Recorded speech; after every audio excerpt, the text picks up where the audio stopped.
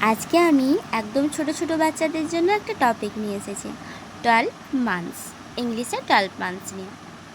সমস্যার বিষয় হলো, একে তো তারা পড়তে বসতেই চায় না, তার উপর ইংলিশে এত বড় বড় মান্থসের নাম তারা কি করে মনে রাখবে, সেটাও তো একটা চিন্তা, তাই না? আর প্রশ্ন যখন ছোট বাচ্চাকে পড়ানোর কথা হয়, তখন বড়দের অবস্থা কিন্তু খুবই খারাপ হয়ে যায়। তার উপর এত বড় বড় ইংলিশে মান্থের নাম। কিন্তু আজকে আমি একটা মজার টপিক নিয়ে এসেছি। তারা 12 মান্থস খুব আগ্রহের সাথে শিখবেও আর খুব ভালোভাবে মনে রাখতেও পারবে। জানো তো, বাচ্চারা খেলার মাধ্যমে পড়াশোনা করালে সেটা শিখতে খুবই আগ্রহী হয়, আর খেলার মাধ্যমে পড়াটাও তাদের খুব ভালো করে মনে থাকে। যখন রেগুলার পড়াগুলো তারা এমনিতেই ভুলে যায়, কিন্তু সেখানে যদি আমরা তাদেরকে ছড়ার মাধ্যমে, নাচের মাধ্যমে, গানের মাধ্যমে যদি কিছু শিখিয়ে থাকি, তাহলে কিন্তু সেটা তাদের সব সময়ের জন্য মনে থাকে। আর এগুলো কিন্তু যখন তখন বলা যেতেই পারে।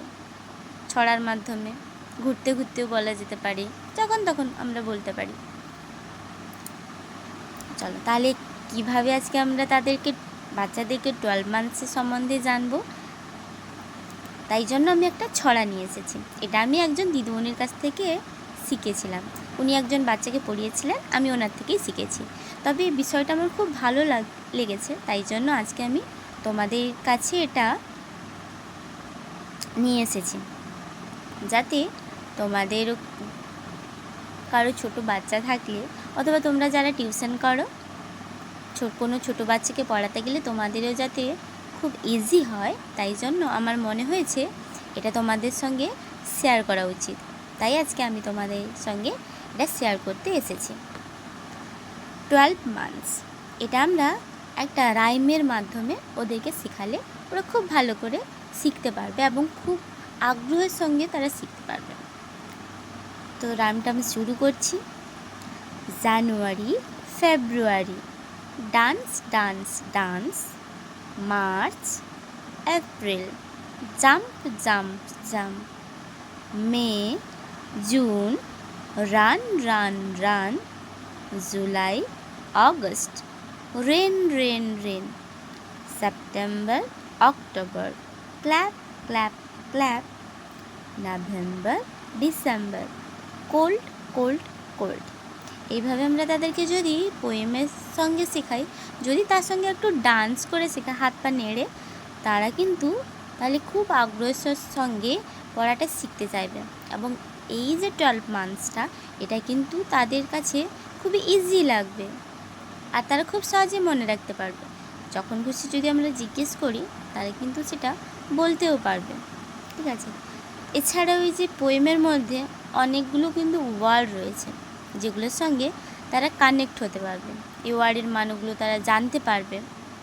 সেক্ষেত্রে কিছুটা ইংলিশও তাদের শেখা হয়ে যাবে।